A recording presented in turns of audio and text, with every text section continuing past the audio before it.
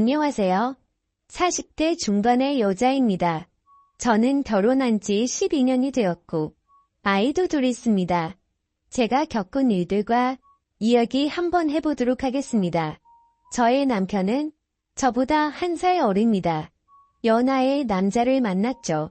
결혼하기 전 9개월 정도 연애를 짧게 하고 결혼했습니다.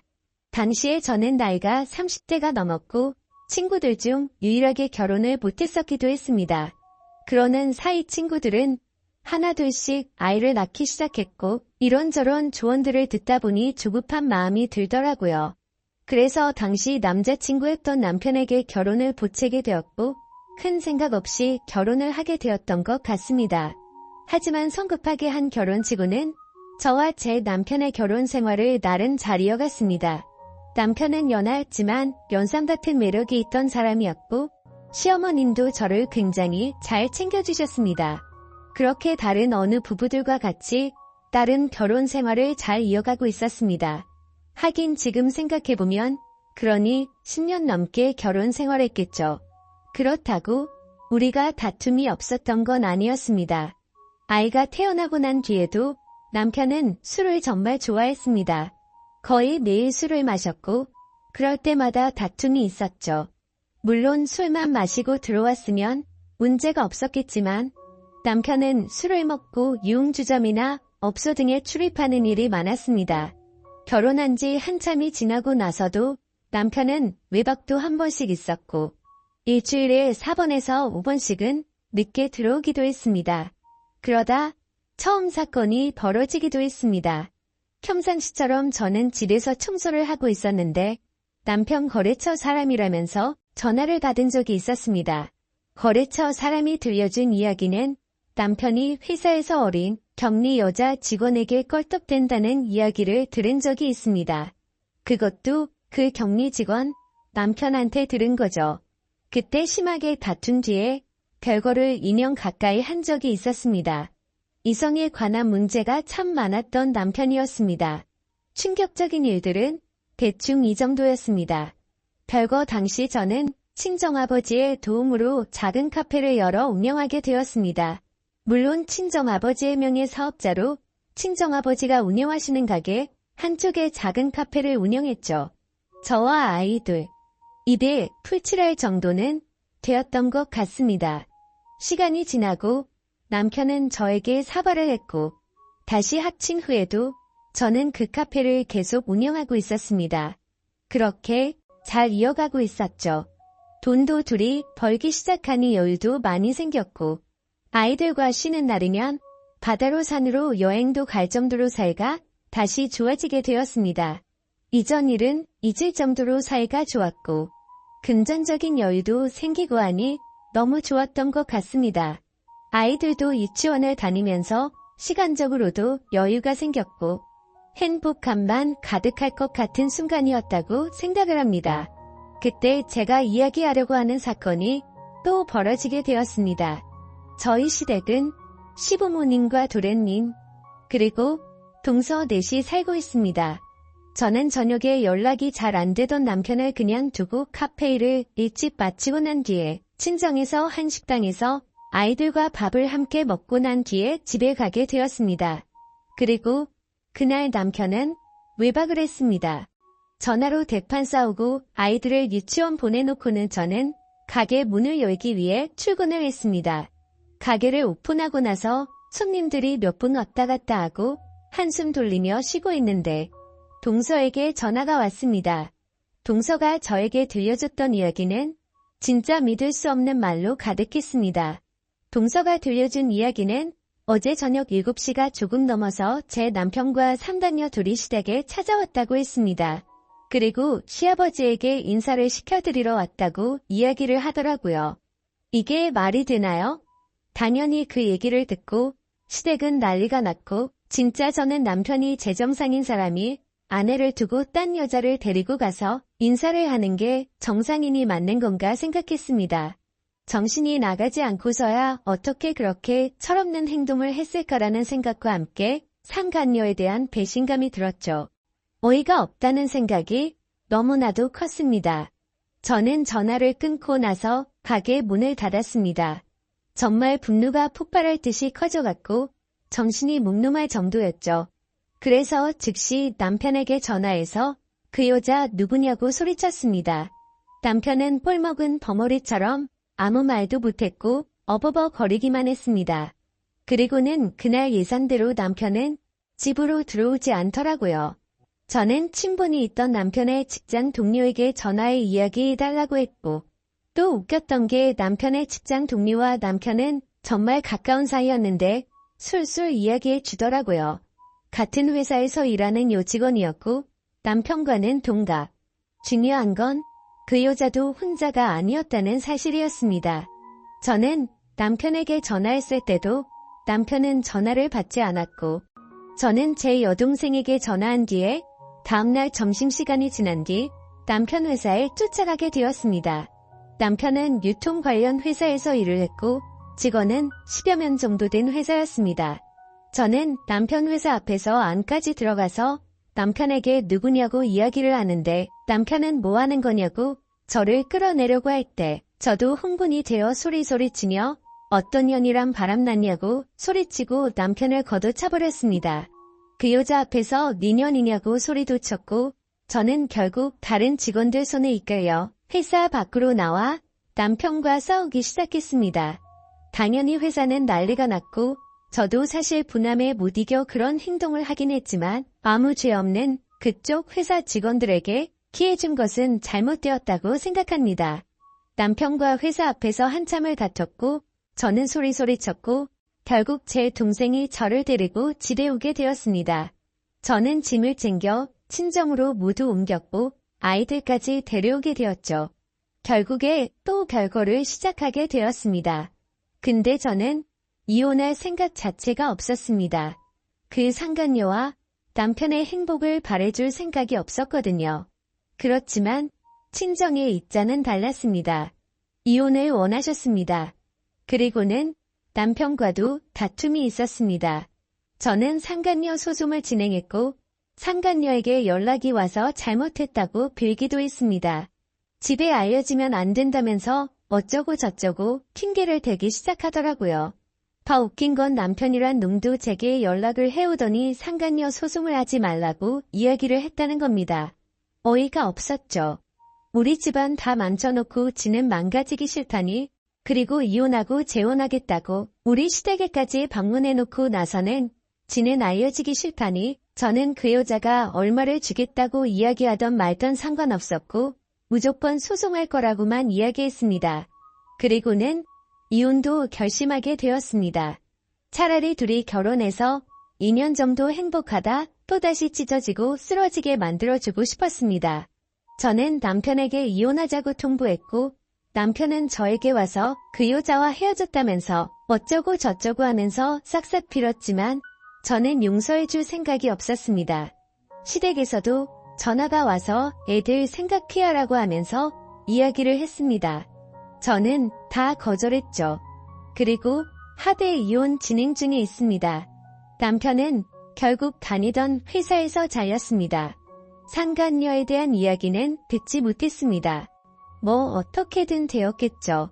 술 좋아하던 남편은 회사에서 잘리고 저와 살던 집도 정리해야 될 상황이라고까지만 들었습니다. 결국 남편은 시댁에 들어가겠죠. 그 좁은 집에 5명이 함께 살면서 술 먹고 난장 피우는 제 남편. 감당하면 살아보라죠. 저는 카페 운영하면서 잘 지내고 있습니다. 물론 대박 가게까지는 아닙니다. 그렇지만 먹고 살만합니다. 아이들 굶기지 않고 부족하지 않게 살 수 있을 거라고 생각하고 있습니다. 그렇게 술 먹고 다른 여자를 쳐다보던 남편은 제가 싫었겠지만 이제는 평생 후회 속에 살게 될 거라고 생각하고 있습니다. 지금까지 제 사연을 들어주셔서 감사드립니다. 구독과 좋아요 부탁드려요. 감사합니다. 제게 어필하는 느낌이 들더군요. 아내 친구도 아직 이혼인 걸로 알고 있었고 외로워서 이러나 보다 생각했습니다. 물론 저도 술에 취하지 않았으면 이렇게 단순하게 생각하지 않고 그 자리에서 일어나서 그 술자리를 파하고 집으로 보냈을 겁니다. 근데 저도 술에 많이 취해서 그랬는지 유부남인 저한테 이렇게 스킨십을 하니까 왠지 모르게 기분도 좋아지더군요. 하지만 아내의 친구와 이렇게 계속 스킨십 수위가 높아지다 보면 사고를 칠 것 같아서 이제 그만 들어가자고 조심히 말했습니다. 그런데 대답을 하지 않고 머리를 숙이고 있더라고요. 한 잔씩 마시다 보니 거의 기절하다시피 술에 취해서 잠들어 있더군요. 어쩔 수 없이 저는 얼른 그 여자를 집에 보내야겠다 생각을 했고 택시를 불렀습니다. 그런데 이 여자 전혀 의사소통이 안 될 만큼 많이 취했더군요. 집이 어디냐고 물어도 전혀 대답도 없고 그냥 엎드려서 계속 잠만 자더라고요. 결국 택시 기사님은 루발대발 짜증을 내고 가버렸고 어쩔 수 없이 휴대폰에 가족분들 연락처라도 있을까 싶어서 봤더니 하필 또 패턴도 잠겨있고 혹시나 지문 등록이라도 되어있나 봤더니 그것조차 안 되어 있어서 도저히 휴대폰 잠금을 풀 수 있는 방법이 없었습니다. 정말 저도 오랜만에 술을 마셔서 제 몸 가누기도 힘들었고 점점 짜증이 나고 지쳐갔습니다. 그렇다고 밤날씨가 추운 요즘 날씨에 길에서 자다 잘못되면 어떡하나란 걱정도 들고 그 늦은 시간에 유흥가에 나쁜 놈들에게 해코지를 당할 수도 있을 텐데 라는 생각에 차마 술에 취한 여자를 혼자 내버려두고 갈 수는 없었습니다. 결국 저는 어쩔 수 없이 숙박업소에 데려다만 주고 집에 가야겠다라고 생각을 했고 택시를 다시 불렀습니다. 택시를 잡아서 저는 근처에 있는 숙박업소로 가달라고 했고 제 카드로 숙박비 결제를 했습니다. 그 여자를 부축해서 방으로 올라가 침대에 눕혔습니다. 그렇게 그 여자를 침대에 눕혀두고서 저는 화장실에 급해서 잠시 화장실로 갔다가 나왔습니다. 그런데 그 여자는 침대에 앉아서 고개를 숙이고 있더라고요. 깜짝 놀래서 먼저 가볼 테니 피곤할 텐데 좀 쉬라고 했고 문 밖을 나서려고 신발을 신으려고 하고 있었습니다. 그런데 인사불성이 될 정도로 취했던 여자가 술 취한 목소리로 여긴 어디냐며 저에게 물어보더군요. 그래서 저는 그 여자분의 집을 알 방법도 없고 도저히 일어나질 않아서 너무 난감했고 이 추운 날씨에 밖에 혼자 있으면 해코지라도 당할까봐 걱정이 돼서 여기로 데려다 줬다고 했습니다. 그러고서 저는 무슨 짓 하려고 한 건 아니고 지금 집에 가려고 했다고 설명했는데 이미 술에 만취해서 정신이 나간 그 여자는 숙박업소로 지금 나를 데려왔냐면서 여기서 나에게 무슨 짓을 하고 도망가냐고 말하더군요. 저는 요즘에 너무 성추행으로 고소당하는 사람들을 많이 봐왔기에 진짜 농담이 아니라 겁이 나더라고요. 유부남이 여자를 숙박업소에 데려다주고 계산까지 제 카드로 했으니 자칫하다간 징역 가는 거 아닌가 싶었습니다. 도저히 그런 상황은 상상하기조차 끔찍하더군요.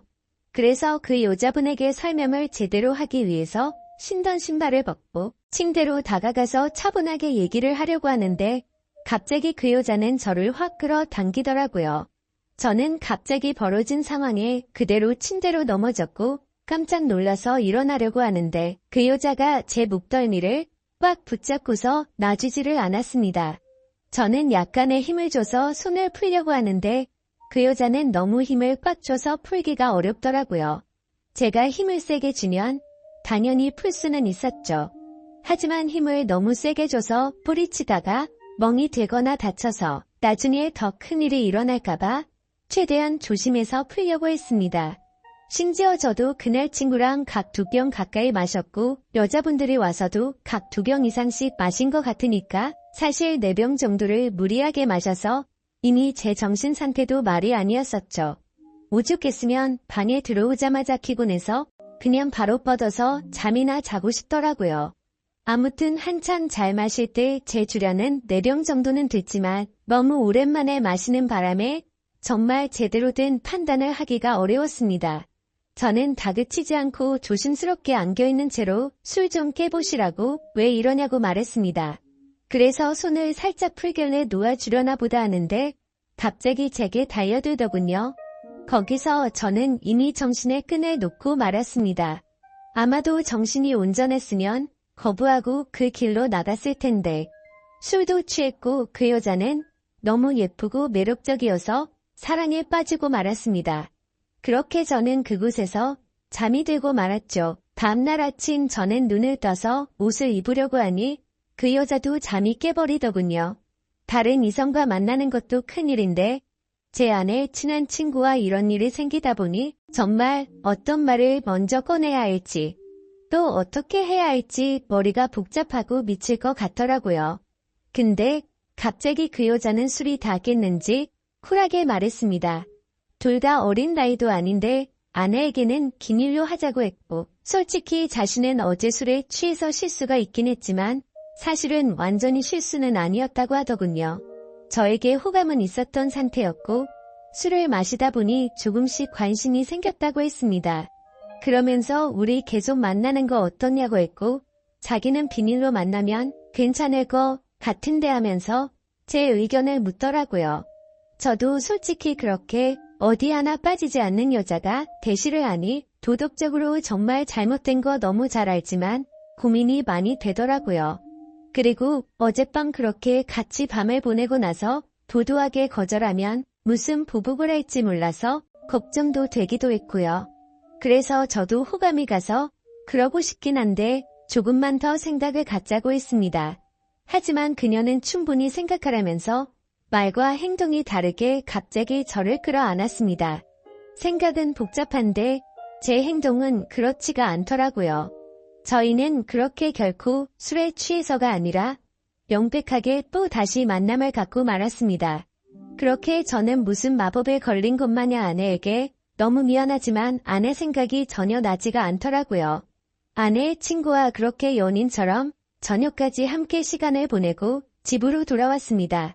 아내는 예정대로 저녁이 다 되어서야 집에 도착하더군요. 저는 집에 들어와서 아내의 얼굴을 보는 순간 내가 무슨 일을 저질렀나 싶고 너무 미안한 마음이 들었습니다. 가슴속으로 계속해서 조마조마하고 미안한 마음에 어찌할 바를 몰랐습니다. 아내가 들어오자 저는 아무렇지도 않은 척 태연하게 조심히 잘 다녀왔냐고 했고 아내는 이틀 동안 별일 없었냐고 묻더군요. 저는 너무 찔려서 움찔했지만 태연한 척 집에서 푹 쉬고 있었다고 거짓말을 했습니다. 그렇게 그날 밤 저의 잘못된 짓들은 무사히 넘어갔고 그 일이 일어난 지도 벌써 한 달이라는 시간이 훌쩍 지나버렸습니다. 지금까지도 아내는 그때의 일에 대해서 전혀 아는 바가 없습니다. 아내 친구와는 그날 이후로 한 달 동안 5번 정도를 더 만났고요. 예상하시다시피 연인처럼 지내고 있고 사실상 저희는 바람을 피우고 있는 상황인 거죠. 정말 잘못한 것도 알고 있고 반성하고 있습니다. 제가 욕먹을 거 뻔히 알면서도 이 글을 쓰는 이유조차도 아내에게 미안한 마음과 도저히 이런 식으로 계속 만나는 건 도저히 아닌 것 같아서 이제는 이 만남을 정리해야겠다고 생각해서입니다.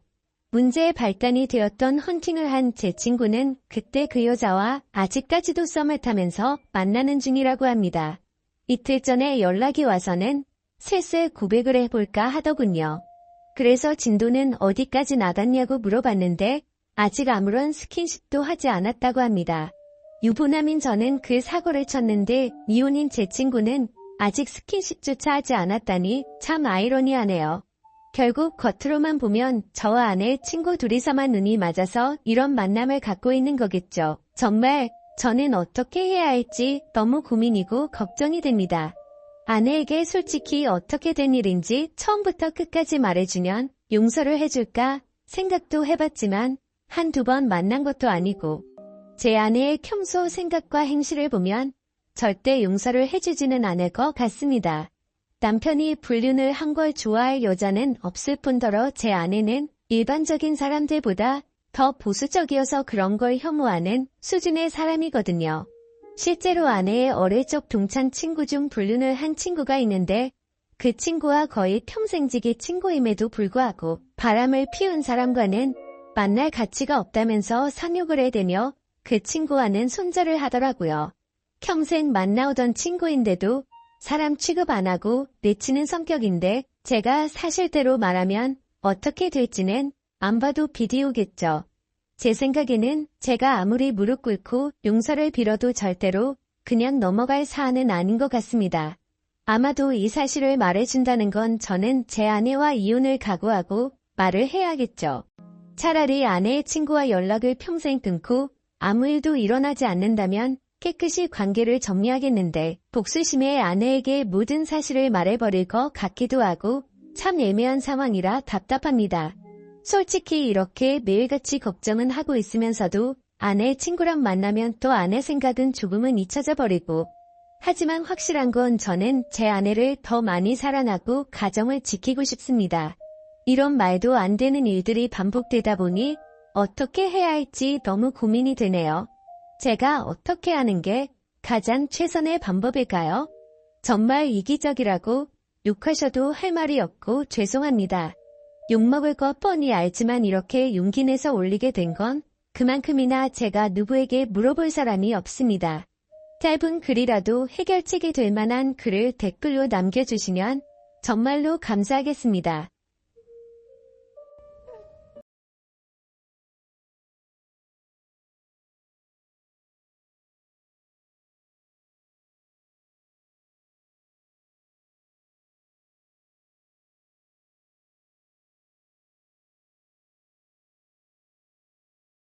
안녕하세요. 저는 올해 30대 초반이 되었고 딸아이 한 명을 키우고 있는 유부남입니다. 사실 이 이야기를 글로 적어볼까 말까 한참을 고민해봤습니다. 하지만 저를 두고 떠나버린 전 여자친구가 생각나기도 했고 이제는 몇 년이 지난 일이어서 허심탄회하게 이야기할 수 있을 것 같아서 이렇게 글을 씁니다. 저는 20살에 여자친구를 만나게 되었습니다. 여자친구는 같은 대학교에서 같은 학과를 다니고 있는 여자였고 얼굴도 예쁠 뿐만 아니라 항상 남들을 배려해주는 모습에 제가 반하게 되었죠. 결정적으로 제가 고백을 하게 되었던 계기가 있었습니다. 저희는 사회복지학과였고 그룹으로 과제가 있어서 같이 실습을 나가게 되었던 거죠. 그런데 여자친구는 불우한 환경을 직접 겪어서 그런 건지 하루 종일 눈가에 눈물이 맺혀 있더니 결국에는 혼자서 울고 있는 모습을 보게 되었습니다. 그런 모습을 보면서 참으로 마음이 가엽고 남들을 생각하는 마음이 깊다라는 걸 깨닫게 되었던 거죠. 그날 이후로 한참을 고백을 할지 말지를 고민하고 또 고민했습니다. 왜냐하면 저는 군대를 빨리 가려는 계획이었고 심지어 이때 날짜도 정해져 있던 상황이었습니다. 만약 사귀게 된다 하더라도 3개월 정도밖에 자유롭게 만날 수밖에 없는 상황이었기에 당연히 고백을 한다는 자체만으로도 너무 이기적이고 나쁜 놈으로밖에 볼 수가 없었던 거죠. 하지만 이기적인 걸 알면서도 여자친구가 다른 남자와 사귄 걸 상상만 해도 도저히 견딜 수가 없겠더라고요. 결국 수없이 고민하던 와중에 실수 아닌 실수를 통해서 고백을 하게 되었습니다. 다 같이 술자리를 하게 된 날 평소에 술이 약하던 저는 과하게 마시게 되었고 여자친구와 이런저런 이야기를 하다 보니까 저희 집과 여자친구의 집이 버스 2정거장 정도밖에 차이가 나지 않는 가까운 동네에 살고 있더라고요. 이미 술에 잔뜩 취해 있던 저는 그런 우연을 보고 이건 정말 신이 내린 인연이구나 자아도취에 빠지게 되었습니다.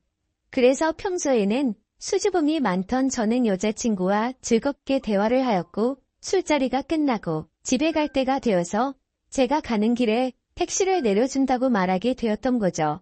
거절하면 어쩌나 걱정하면서 말했지만 여자친구는 흔쾌히 고맙다면서 같이 택시를 타고 가게 되었습니다. 집으로 한참 가던 중 여자친구는 술 기운 때문인지 잠깐 사이에 금방 눈을 감고 잠을 자고 있더군요. 저는 그런 여자친구를 보면서 심장이 폭발하듯이 두근거렸고 멍하니 바라만 보면서 살짝 손끝만 닿아도 너무 좋더라고요. 그렇게 시간은 순식간에 지나가더니 여자친구의 집에 도착을 하였고 저에게 조심히 들어가라며 손을 흔들어 주더군요. 그때 무슨 용기가 났던 건지 저는 돌아서는 택시를 멈춰 세우고 계산을 하고 택시에서 내렸습니다. 갑자기 왜 내리지? 라는 표정으로 저를 쳐다보는데 너무 민망하더라고요. 뭔가 이상한 사람으로 오해할까 봐서 저는 얼른 대답을 했습니다. 집이 근처니까 운동 삼아서 조금 걸어서 가려고 한다고 했죠. 그러자 여자친구는 싱긋 웃으면서 나도 속이 더부룩한데 같이 산책이나 할까? 라며 먼저 물어봐 주더군요. 그렇게 30분가량을 함께 산책을 하게 되었고 저는 용기를 내서 여자친구의 손을 잡게 되었습니다. 여자친구는 멈칫 놀라더니 싫은 기색 없이 제 손을 가만히 잡아주었죠.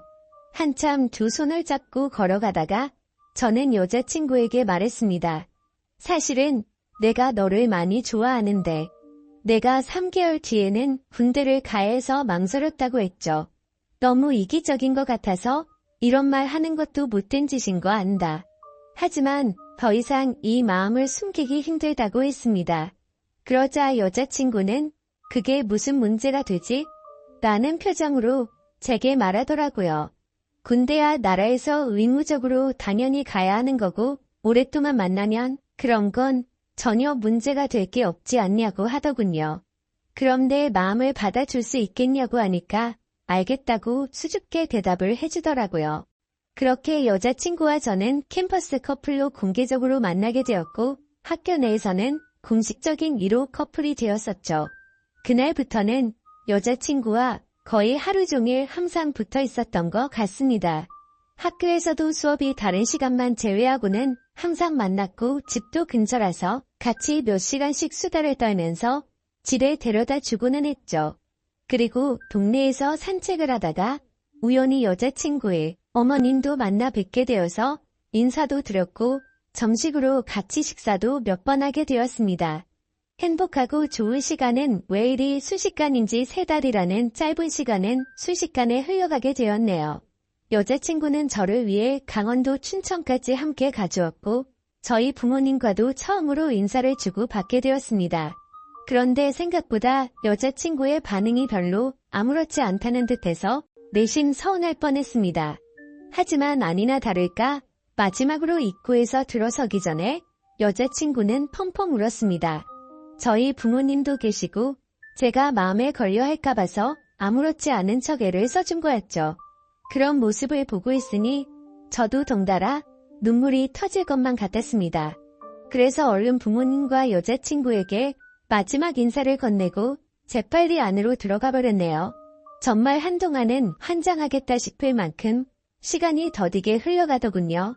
지금도 잊지 못할 첫 휴가 때의 시간도 생생하고 매번 휴가를 나올 때마다 저를 위해 모든 시간을 제게 쏟아준 여자친구였습니다. 학생이라 돈도 없을 텐데 알바를 했다면서 제가 돈을 내는 걸 긋고 말리고 항상 선물을 한가득 손에 쥐어주었죠. 그런 여자친구를 보면서 저는 얼른 사회생활을 해서 내 여자친구에게 모든 걸 다 해주고 행복하게 해주겠다고 다짐 또 다짐했었죠. 그렇게 국방부 시기는 꾸역꾸역 흘러가게 되었고 제가 병장이 되었던 때입니다. 말년 휴가를 2달 남짓 남겨두고서 여자친구와 통화가 되지를 않더라고요. 무슨 일이지 싶어서 밤새도록 잠도 제대로 한숨도 못 잤죠. 다음날 아침 점호가 끝나자마자 곧장 여자친구에게 전화를 걸었습니다. 그때서야 여자친구가 전화를 받더라고요. 뭔가 모르게 목소리가 살짝 달라서 이상했지만 무슨 일인데 전화가 안 된 거냐고 짜증내듯이 물어보았습니다. 여자친구는 어제 감기 몸살이 너무 심해서 약 먹고 잠들었다며 미안하다고 하더라고요. 그래서 목소리가 이상했구나 싶어서 갑자기 챙겨주지 못하고 짜증만 내서 미안한 마음이 들었습니다. 저는 걱정되고 깜짝 놀래서 짜증난 것 같다며 미안하다고 말했고 아플 텐데 약 먹고 쉬라고 하고는 통화를 끊었습니다. 그렇게 일과 시간이 끝나고도 한참 뒤에 저녁이 다 되어서 다시 전화를 걸었습니다. 여자친구는 지금은 몸이 좀 괜찮다고 대답을 해주었고 저는 안심을 하게 됐죠. 그런데 여자친구가 사실 할 말이 있다고 하더군요. 저는 진지한 여자친구의 말에 무슨 일이지 싶어서 가슴이 내려앉는 기분이었습니다. 무슨 일인지 물어보니 여자친구가 할머니가 미국에 계시는데 지금 안 좋은 일이 있는데 돌봐줄 사람이 없어서 자신이 몇 달간 갔다 와야 할 것 같다더군요. 그러면서 아마 미국에 있어서 통화가 어려울 것 같은데 저녁 조심히 하고 금방 돌아오겠다 하더라고요. 저는 나름 걱정한 것보다는 다행이라는 생각에 그럼 조심히 다녀오고 편지라도 꼭 하라고 했습니다. 그렇게 그날 여자친구와 마지막으로 통화를 하게 되었습니다. 안 그래도 더딘 국방부식에는 여자친구가 미국으로 떠나고 나서부터는 시간이 더욱 더디게 가더군요. 하지만 결국 시간은 더디게 흐르고 흘러 저는 드디어 전역을 하게 되었죠. 당연히 전역을 하고서 여자친구와 함께 여행도 가고 행복한 시간을 가질 줄 알았습니다. 하지만 제 곁에는 여자친구가 없었기에 도저히 행복한 기분이 들지가 않더라고요. 그래서 저는 여자친구가 편지로 알려준 미국 전화번호로 전화를 걸었습니다. 하지만 그 번호는 연결이 되지 않는 번호더군요. 그렇게 몇 날 며칠을 기다렸지만 제가 전역을 한 걸 당연히 알 텐데 연락이 오지 않았습니다. 전역의 기쁨보다도 우울한 기분만이 가득했습니다. 온갖 생각이 다 들더니 내게 거짓말을 하고 나를 버린 건가라는 생각이 들더라고요. 도저히 참지 못하고 며칠 동안을 여자친구의 집 근처를 배회하였습니다. 그러다가 제 두 눈을 의심하면서 심장이 내려앉는 것만 같았습니다. 미국에 갔다던 여자친구가 아파트 단지로 들어오더니 집으로 향하더군요. 저는 너무 화가 나서 당장 뛰어가서 크게 소리를 지르면서 불러 세웠습니다. 깜짝 놀란 여자친구는 엄청 당황해하는 표정을 짓더니 갑자기 울어버리더군요. 저도 너무 당황한 나머지 갑자기 왜 그러냐면서 어깨를 토닥여 주었습니다. 그러자 갑자기 제게 정말 죄송해요 라고 하더라고요. 갑자기 존댓말로 미안하다고 하는데 이게 무슨 일인지 도저히 이해가 되지 않았죠. 그렇게 아무 말 못하고 있으니 여자친구인 줄 알았던 그녀는 지혜 언니의 쌍둥이 동생이랍니다. 여자친구에게 쌍둥이 동생이 있다고 얼핏 들은 것 같은데 이렇게 똑같이 생겼을 줄은 몰랐죠. 저는 울고 있는 여자친구의 동생에게 제가 소리 질러서 많이 놀랬죠. 제가 죄송해요 하고 말했습니다. 그런데 아무 말 없이 펑펑 울기만 하더라고요. 이걸 어떻게 해야 하는 건가 당황해하는데 뒤에서 제 이름을 부르는 익숙한 목소리가 들렸습니다. 뒤를 돌아보니 여자친구의 어머니셨고 어머님은 보자마자 저를 안아주면서 그동안 고생 많았겠다고 말씀해 주시더군요. 그렇게 혼란스러운 상황은 진정이 되었고 셋이서 함께 여자친구네 집으로 올라가게 되었습니다. 난감한 그 상황에 여자친구를 찾는 게 예의가 아닌 듯해서 가만히 있었습니다. 그러다가 어머님은 어렵게 첫 마디를 꺼냈습니다. 사실 진작에 이 얘기를 해줬어야 했는데 너무 늦게 알려줘서 미안하다고 말씀하시더군요. 사실은 그랬습니다. 경장이 되고 연락이 안 되던 그날 밤 여자친구는 집으로 돌아오던 길에 음주 뺑소니 사고가 일어났고 그 자리에서 구급차로 응급실로 갔지만 결국에는 세상을 떠나고 말았다고 했습니다. 저는 그 충격적인 말을 듣는 순간 눈물이 터져버렸습니다. 어릴 때를 제외하고 울어본 적이 없었던 그런 제가 저도 모르게 눈물이 났죠. 제가 우는 모습을 보고는 어머님과 여자친구의 동생도 같이 눈물을 흘렸습니다. 어머님은 제가 이런 소식을 들으면 얼마 남지 않은 군대 생활이 너무 걱정이 됐고 혹시라도 나쁜 마음 가져서 타령을 하거나 사고를 칠까 봐서 이 사실을 숨기셨답니다. 그래서 다음날 여자친구의 동생을 시켜서 전화를 받게 했던 거였죠. 여자친구처럼 배려심이 깊은 어머님은 나름대로 저를 생각해서 거짓말을 하셨던 겁니다. 하지만 저는 도저히 그 상황에서는 화가 나서 참지를 못하겠더라고요. 아무리 그래도 그렇지 어머님도 힘드신 건 아는데 이건 아닌 것 같다면서 말을 했습니다. 정말 죄송하지만 지금 당장은 나가볼 테니 다음에 다시 뵙자고 말씀을 드렸습니다. 그러자 제가 너무 걱정이 되었는지 어머님과 여자친구 동생의 번호를 제게 적어주시면서 마음 좀 추스르고 궁금한 거나 힘든 거 있으면 언제든지 연락하라고 하시더군요. 그런 착한 어머님의 마음씨를 보고 있으니 눈물이 더 쉴 새 없이 나더라고요. 소중한 딸을 잃어서 마음이 아프신데 불구하고 저를 배려해 주시는 모습에 죄송했습니다. 어머님과 동생에게 제가 너무 당황스러워서 그렇다며 정말 죄송하다고 하고는 나갔습니다. 저는 도저히 제 마음이 추스러지지가 않았습니다. 며칠 동안 방 안에 틀어박혀서 술만 마셔댔지만 울고 또 울었습니다. 부모님도 제 이야기를 얼핏 알게 되셨기에 저를 걱정은 하셨지만 따로 건들지는 않으셨죠. 그때는 정말 너무 많이 힘이 들었습니다. 술을 마셔도 눈물이 나고 가만히 있어도 눈물이 나고 또 화장실에서 용변을 보다가도 눈물이 나더군요. 순간순간 울컥해버려서 너무 마음이 아팠습니다. 그렇게 착한 여자친구를 이렇게 데려간 하늘이 원망스러웠고 음주운전으로 뺑소니를 쳤다는 그 인간 같지 않은 인간도 원망스러웠습니다. 그 사람을 찾아갔다가는 돌이킬 수 없는 사고를 칠 것만 같아서 겨우 참아냈었죠. 지금 와서 어떻게 한다고 하더라도 돌이킬 수가 없는 일이었습니다. 짧지만 20살에 3개월을 내내 붙어 다녔고 항상 함께하지 못했지만 2년 가까이 매일 같이 통화를 하고 휴가 때 함께 행복한 시간을 보냈던 해맑고 예쁜 여자친구가 너무 보고 싶었습니다. 그러다가 결국 술에 너무 취한 나머지 여자친구와 너무나도 닮은 여자친구의 동생에게 전화를 걸었습니다.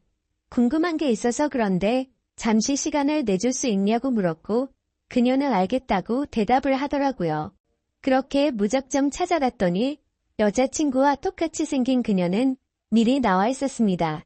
마땅히 갈 곳이 없었고 그녀와 함께 술집으로 향했죠. 술을 얼마나 마셔댔던 건지 여자친구가 앞에 있는 것만 같았습니다. 너무나도 여자친구와 닮은 동생을 보고 착각을 해버린 거였죠. 그래서 손을 잡으면서 지혜야 진짜 무서운 꿈 꿨다며 펑펑 울다가 잠이 들었습니다. 잠깐 졸다가 깨어보니 그녀는 가만히 제 손을 잡아주고 있었고 이게 꿈이었다면 하는 마음과 달리 현실을 깨닫고는 허망함에 또다시 울었습니다. 그날 이후로도 여자친구의 동생과는 가끔씩 연락을 했고 한 번씩 만나게 되었었죠. 처음에는 여자친구를 너무 그리워해서 여자친구와 닮은 그녀라도 보고 싶다는 생각에 만났습니다. 하지만 시간이 지나면 지날수록 그녀에게서 또 다른 마음이 생기기 시작했습니다. 그 힘든 와중에도 아무 말 없이 제 푸념을 받아주고 손을 잡아주던 모습 때문인가 싶었죠. 하지만 그것 때문만은 아니었습니다. 외모적으로는 여자친구와 너무 닮았지만 조금씩은 다른 부분도 많다는 걸 알게 됐고 행동들 하나하나가 여자친구와는 많이 다르다는 걸 느꼈었습니다. 정말 제 자신이 너무나도 미웠습니다.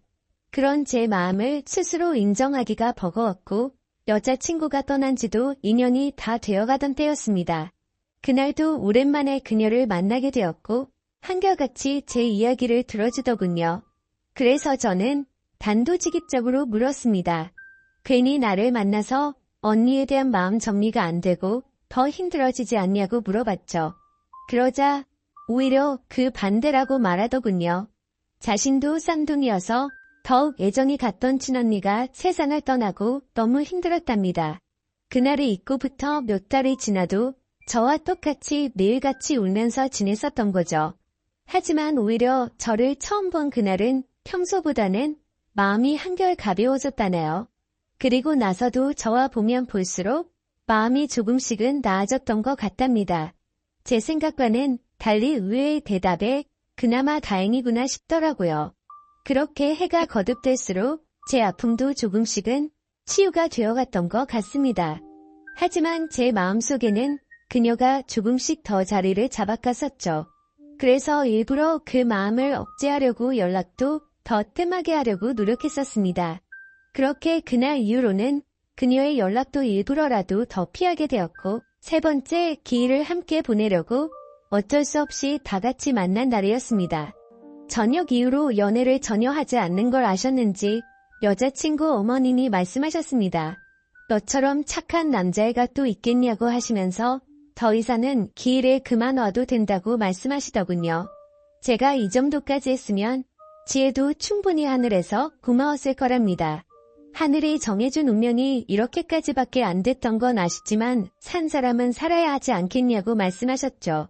그리고 아직 젊은 청춘인데 도대체 왜 연애를 하지 않냐며 저를 꼬지지시더군요. 그때 괜찮다고 몇 번을 거듭 말씀드렸지만 어머님은 완고하셨습니다. 다음부터는 지혜 기일에는 참석하지 말라고 못 박으셨죠. 아무튼 그렇게 다 같이 시간을 보내고 있는데 어머님께서는 다 큰 남녀들이 집에서만 궁상 떨고 있지 말라면서 둘이 오랜만에 봤을 텐데 나가서 술이나 한잔하라면서 내보내시더군요. 그렇게 그녀와 저는 둘이서 술집에서 술을 한 잔씩 기울였습니다. 마지막으로 본 지도 거의 1년 만에 함께하는 자리라서 서로가 어색했었죠. 서로의 안부를 물어보면서 이야기를 이어가다가 점점 술에 취하더니 서로의 속내를 내비치게 되었던 것 같습니다. 그녀는 제게 왜 그동안 연락도 피하는 것 같이 굴었냐며 이제는 자신을 보지 않아도 힘든 게 줄어들어서 필요 없어졌냐고 묻더군요. 솔직히 그렇게 생각할 줄은 상상도 못했었기에 저는 깜짝 놀라서 대답했습니다. 사람을 어떻게 보고 그러냐면서 절대 그런 거 아니라고 대답했죠. 그러자 그러면 왜 연락을 그렇게 피한 거냐며 따지듯이 묻더라고요. 술도 취했었고 갑작스러운 질문에 당황한 나머지 저도 모르게 말했습니다. 우리가 계속 만날수록 여자친구한테 미안한 것 같아서 라고 대답이 나와버렸고 그 말을 내뱉는 순간 아차 싶었습니다. 그녀는 왜 언니한테 미안한 건데요? 라고 묻더군요. 그때부터는 그냥 궁상맞게 핑계를 대느니 사실대로 말하기로 마음을 먹었습니다. 작년에 나를 만났을 때 내가 힘들지 않냐고 물었을 때 기억나냐고 했습니다. 그녀는 당연히 마지막으로 만났을 때 일이라서 기억난다더군요. 저는 솔직하게 말했습니다. 나도 모르게 점점 여자친구의 모습보다도 당신이라는 사람이 내 마음에 자리 잡아갔다고 했죠. 하지만 감히 어떻게 세상을 떠난 여자친구의 동생과 만날 수가 있겠냐며 내 마음이 자꾸만 흔들려서 일부러라도 계속해서 연락을 피한 거라고 했습니다. 그 말을 들은 그녀는 한참 동안 아무런 대답도 없었습니다. 그렇게 둘 다 어색하게 술만 한 잔씩 마시고 있다가 10분 정도를 가만히 있더니 고심 끝에 대답하듯 그녀가 말했죠. 저도 마찬가지예요 라고 대답하더군요. 순간적으로 제 귀를 의심하고 곧바로 되물었습니다. 마찬가지라고요? 저도 사실 계속해서 생각이 나서 한동안 너무 고민이 많았어요. 그래서 어떻게 지내는지 너무 궁금해서 연락하고 싶은 걸 참고 또 참았다네요. 그런데 어제 꿈에서 언니가 나왔는데 너무 생생한 꿈을 꿨답니다. 무슨 꿈이냐고 물어봤더니 언니가 너무 밝은 미소로 웃으면서 저를 잘 보살펴달라고 했다고 하네요. 사실 그녀도 자신의 속마음을 말할 생각 같은 건 절대 하지 않았는데 어제 그 꿈 때문에 언니도 우리가 만나길 바라는 게 아닐까 싶어서 고심 끝에 솔직한 마음을 말했답니다. 다른 사람들을 그렇게 배려하고 착한 여자친구가 생각나서 또 울컥하더군요. 그날 밤 저희는 그렇게 오랜 대화를 통해서 서로의 진심을 확인하게 되었고 결국에는 정말 조심스럽게 연애를 시작하게 되었습니다. 제게도 지혜의 마음에 절대 상처를 주지 않도록 그녀에게 평생을 바치겠다 마음을 먹었죠. 아마 그녀도 저와 같은 마음이었을 것 같습니다. 그렇게 연애를 시작하게 되면서 가족과 친구 그 누구도 저희가 사귄다는 건 몰랐습니다. 아무리 예쁜 사랑이라 할지라도 남들의 눈에는 어떻게 비춰질지 잘 알고 있었죠. 연애를 시작하면서 저희는 약속을 한 게 있었습니다. 같이 일해서 버는 돈 10분의 1을 저금하기로 하였고 평생 동안 봉사활동에 그 비용을 보태 쓰기로 했던 거였습니다. 하늘이 원망스러워서 봉사활동도 다 그만뒀었지만 왠지 하늘에서 편히 쉬고 있을 지혜를 위해서라도 그러고 싶었습니다. 그렇게 저와 그녀가 연애를 시작한 지도 5년이라는 시간이 금방 지나가더군요. 그날 이후로는 지혜의 기일에도 더 이상은 참석하지를 않았었죠. 하지만 내년 어머님의 생신에는 선물을 드리고 주기적으로 연락도 드려왔지만 동생과 연애를 한다는 사실은 차마 말씀을 드리지 못했었습니다. 모든 사람이 다 충격이 크겠지만 그 중에서도 어머님의 충격이 가장 크실 걸 잘 알았고 반대를 하시면 어떡하나 너무 걱정이 컸었죠. 5년이란 시간 동안 남들처럼 사소한 다툼이 있었지만 평생을 함께하기에는 제게 너무 완벽한 여자였습니다. 그래서 저는 더 이상은 이렇게 만나지 말고 모두에게 축복받으면서 행복하게 만나고 싶다고 했습니다. 그러자 알겠다고 대답을 얻게 되었고 저희는 어머님과 식사 자리를 마련했습니다. 어머님과 오랜만에 만나 뵙는 날. 큰 충격을 드리는 것 같아서 죄송했지만 의외의 상황이 벌어졌습니다. 셋이서 같이 식당으로 들어서자마자 어머님은 둘이 이제 결혼하기로 한 거냐고 물어보시더라고요. 너무 당황한 나머지 아무 말도 못하고 눈만 굴리고 있으니 앉으라고 하시더군요. 사실 어머님은 이미 오래전부터 저희가 만나오는 걸 알고 계셨답니다. 아무리 그래도 엄마가 되어서 딸 행동도 다른 걸 보면 뭔가 있다라는 걸 모르겠냐고요. 그러다가 몇 년 전에 우연히 저와 딸이 손을 잡고 있는 걸 봤는데 아무 말씀도 안 하셨답니다. 그때는 당연히 너무 충격적이어서 어머님도 당황했지만 만나다가 헤어질 수도 있는 거고 운명이 이런 거라면 받아들여야겠다 생각하셨다네요. 그리고 소름 끼치게 신기한 건 어머님의 꿈에서도 지혜가 나왔답니다. 그러더니 저와 그녀의 손을 마주 잡게 해주고는 웃으면서 떠났다고 하시더라고요. 소설이나 드라마에서나 나오는 이야기인 줄 알았는데 너무 신기해서 닭살이 다 돋았죠. 아무튼 너무 걱정을 많이 했었던 어머님의 반대는 없었고 저와 그녀는 결국 결혼을 하게 되었고 지금 제 아내가 되었습니다. 솔직히 지금도 지혜를 생각하면 너무 가슴이 저려오고 눈물도 날 때가 많습니다. 아내와 함께 술을 마시거나 여행을 가서도 함께 많이 울었고 제 인생에서 가장 소중한 딸아이가 태어날 때도 너무 많이 울었습니다. 그만큼 오랜 시간 동안 마음고생도 많았었고 혹시라도 지혜가 우리의 딸로 돌아와 준 게 아닐까란 생각도 하면서 아내와 저는 같은 생각과 마음으로 딸아이에게 더 많은 사랑과 애정이 가더라고요. 앞으로도 제가 이 세상을 떠날 때까지 저에게는 영원히 평생 가슴속에 남을 사람은 단 2명일 겁니다. 너무 밝고 착한 마음으로 아름답게 세상을 바라보게 해줬던 지혜와 하루하루가 지옥 같고 절망적이었던 저를 숨을 쉴 수 있게 해주고 그 어느 누구보다도 가장 큰 행복을 주고 있는 지금의 제 아내 말이죠. 앞으로도 평생을 주변 사람들에게 봉사하면서 살아갈 테니 행복할 수 있도록 좋은 마음으로 응원해주세요. 감사합니다.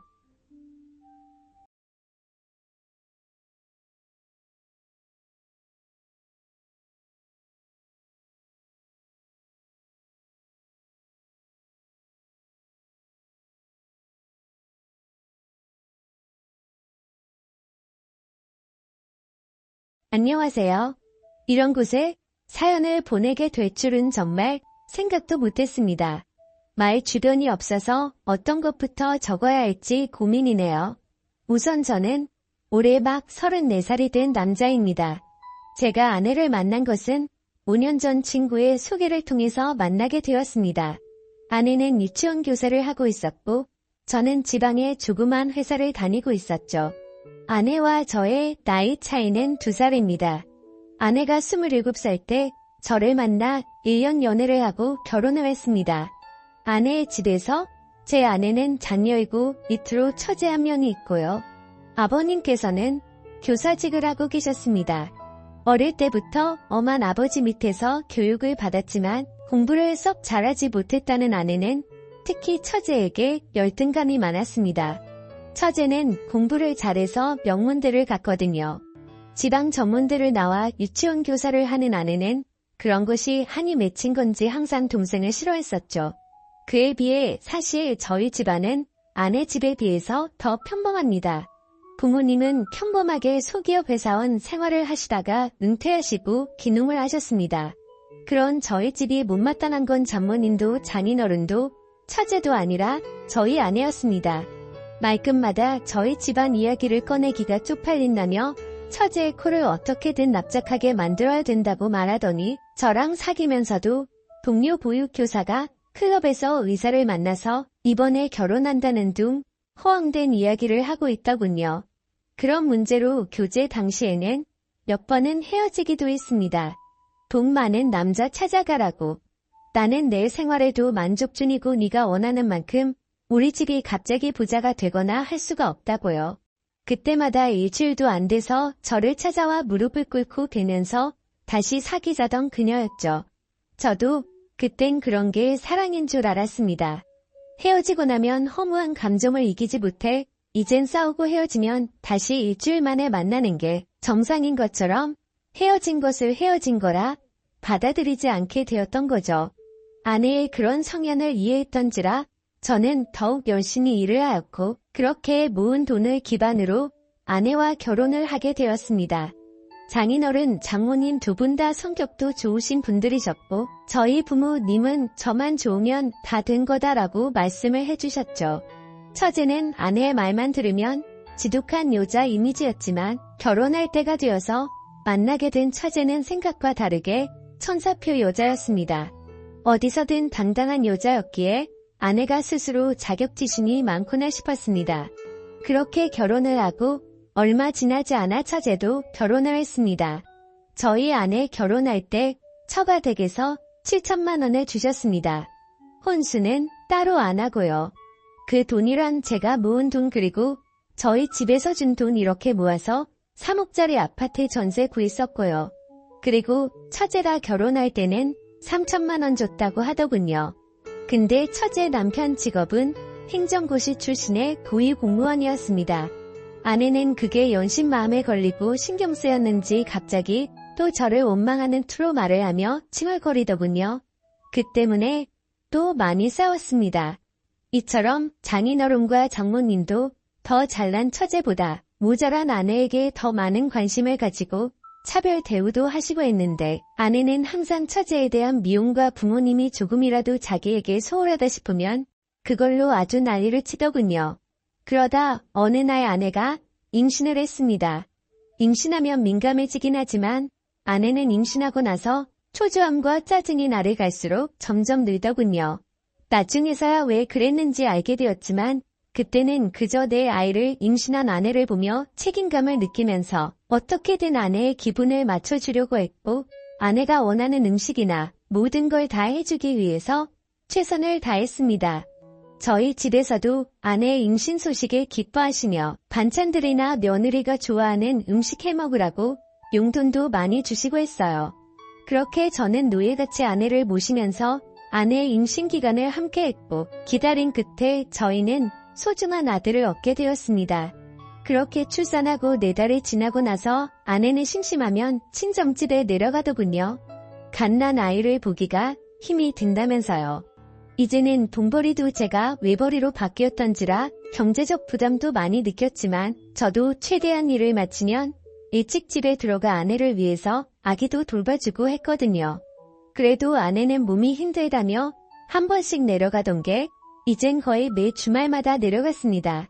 한 번, 두 번이야 저도 따라가고 했지만 어느새부터인가 아내가 내려가서 자신은 고향 친구들도 보고 싶고 해서 제가 따라오면 부담이 된다고 말하면서 혼자서 다녀온다고 말을 하더라고요.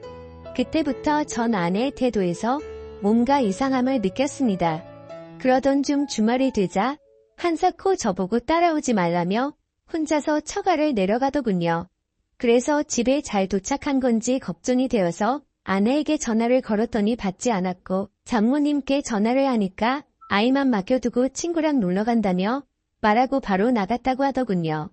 그래서 장모님께 솔직히 말씀 좀 부탁드린다고 요즘 아내 이상한 점이 없냐고 하니 장모님이 머뭇거리시더니 사실 아내가 육아로 스트레스를 너무 많이 받았는지 내려올 때마다 이렇게 친구들이랑 놀고 온다고 하더군요. 저는 컴퓨터로 아내가 깔아둔 핸드폰 분실 추적 기록을 따라서 아내가 어디에 있는지를 찾아봤더니 위치가 그 동네 번화가로 나오더군요. 그래서 짜증이 확 나서 아내에게 계속해서 전화를 하였고 받을 때까지 연속적으로 전화를 했습니다. 근데 전화를 받자마자 아내는 짜증을 내더라고요. 친정집에 와서 좀 쉬지도 못하냐고 버럭 소리를 지르면서 화를 내더니 전화를 끈더군요. 그때 당시에도 아내의 핸드폰은 여전히 번화가였고 클럽의 위치를 가리키고 있었습니다. 그날 몇 시간 동안 계속 아내의 휴대폰을 확인했지만 새벽이 다 되어서도 그곳에서 나오질 않더군요. 결국 그 시간에 택시를 타고 아내가 있는 곳까지 갔더니 역시나 클럽이었습니다. 클럽에 들어갔더니 아내가 남자들 여자들 무리와 한 곳에 섞여서 놀고 있더군요. 얼마나 술을 마셨는지 저도 알아보지 못하고 옆 남자에게 기대어서 자고 있는 모습에 순간 화가 치밀어 오르더군요. 제가 성질을 내자 남자들이 누구냐며 저에게 시비를 걸길래 이 여자 남편이라니까 이 여자 유부녀였냐고 하면서 화를 내고는 가버리고 아내 친구들도 짜증난다며 그 남자들이랑 같이 나가버리더군요. 시간이 조금 지나자 아내는 술이 좀 깼는지 그때서야 저를 알아보며 여긴 왜 왔냐며 오히려 화를 내더군요. 여기가 너가 말하는 집이냐고 장난치냐고 하니까 친구들끼리 놀다 보면 올 수도 있지 이걸 뭐 스토커처럼 이렇게 찾아와서 분위기만 다 조진다는 말에 화가 나서 어깨를 끌어당겨서 일으켜 세웠습니다. 그랬더니 경찰을 불러서 제가 폭행했다고 하더군요. 결국 장모님이랑 장인어른 다 오시고 아내 타일러서 그건 별일 없이 넘어갔는데 아내는 끝까지 지가 잘했다는 듯이 집에 와서도 장인장모 앞에서 고개를 빳빳하게 들고 한 번 논 거 가지고 이렇게 폭력적인 인간이랑 못 지낸다고 이혼할 거라고 큰 소리 치더군요. 그래서 저도 그 자리에서 화가 나서 넌 나랑 신뢰라는 걸 깨버린 거라고 나한테 거짓말하고 클럽이나 다니는 년을 내가 뭘 믿고 아내로 믿냐고 했습니다. 술은 떡이 되어서 다른 남자랑 모텔 갔을지 내가 어떻게 아냐니까. 네가 봤니? 네가 봤어? 하면서 손가락으로 삿대질을 하더군요. 장인은 저한테 너무 흥분한 것 같고 미안하다고 일단 집에 가 있으면 딸을 잘 타일러 보겠다고 하더군요.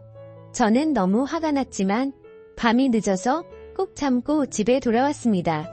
그 후 이 상황이 너무 답답해서 동창들에게 이야기를 했더니 제일 친한 친구가 저한테 정말 생각하기 싫은 일이지만 친자가 맞는지 확인을 해보라고 하더군요.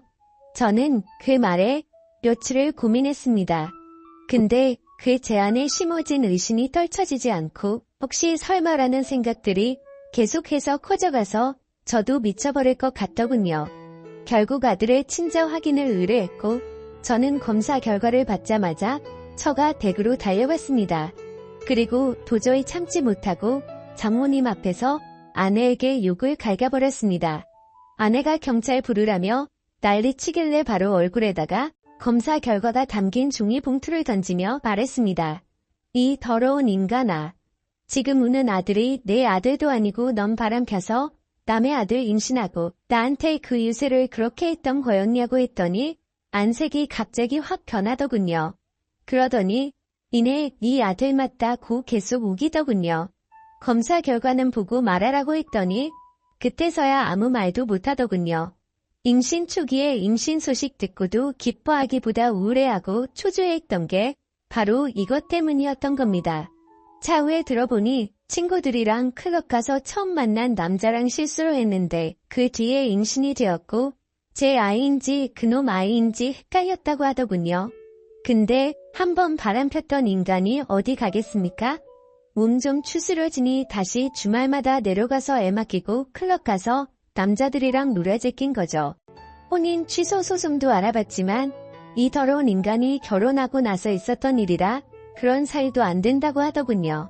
그리고 결국 장인어른이랑 장모님 찾아와서 저한테 용서를 구하시며 원하는 대로 하겠다고 하시더군요. 아내녀는 끝내 저 무섭다며 안 찾아오더군요. 하지만 도저히 이 결혼 생활을 이어갈 수 없다고 장인어른과 장모님께 설명을 하였고 결국 합의 이혼을 하였습니다. 애도 돌려줬고 결혼기간도 짧아서 남을 것도 없었고 아내의 위자료 대신해서 장인어른이 다 줬고요.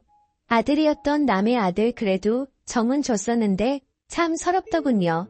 웃긴 건 아내년도 그 남자 연락처도 몰라서 누구 아이인지도 모른다는데 그 말 들고 정말 한 번 더 기가 막히더군요. 결국 몇 년 지나서 소식 들었더니 애는 장인 장모 아이로 들여놓아서 두 분이서 키우고 있고 그 여자는 이 남자 저 남자 만나면서 산다고 하더군요. 참 대단한 여자입니다.